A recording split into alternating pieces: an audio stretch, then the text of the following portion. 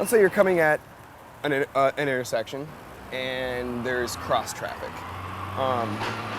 If you're approaching the intersection and you see gaps, like you can kind of like use your peripheral, and you have to kind of do it in like a way that flows.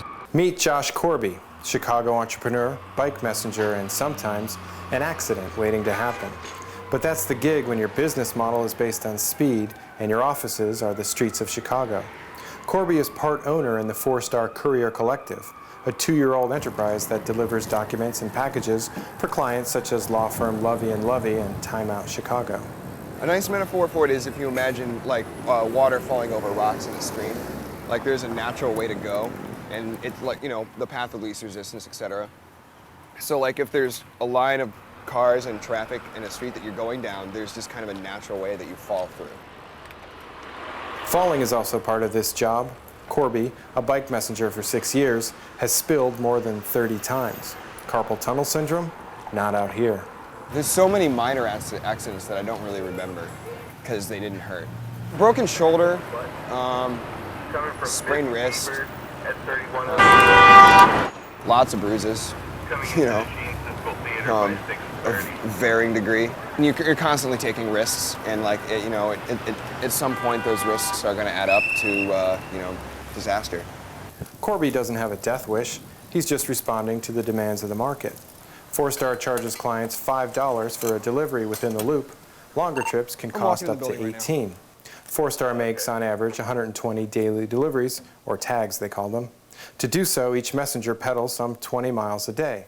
Getting in and out of buildings is, believe it or not, one of the more time-consuming parts of the job. Like, you can get from the Sears Tower to the Hancock in 5 minutes, but you're not going to get a delivery done in 5 minutes because first, when you're picking up the Sears Tower, you have to wait at the messenger center because you're actually not allowed in the building. They have runners that go upstairs. Security personnel like have jobs and it's stuck in holes, and also have the cop complex. So you really have to smooth things over.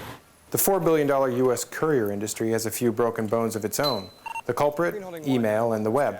Why pay someone to schlep stuff when most documents can be sent immediately and for free? Chicago messenger companies have been hard hit by the shift.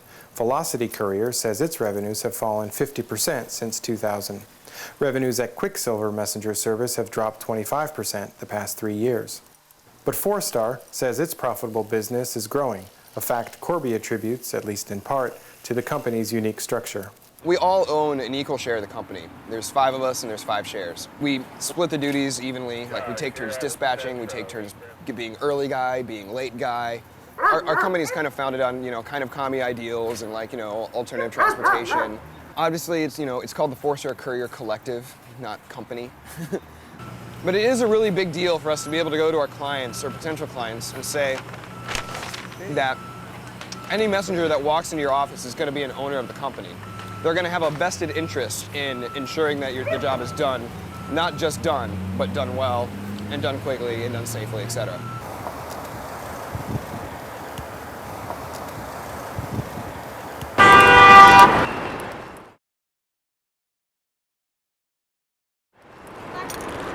Rolling 600 Chicago.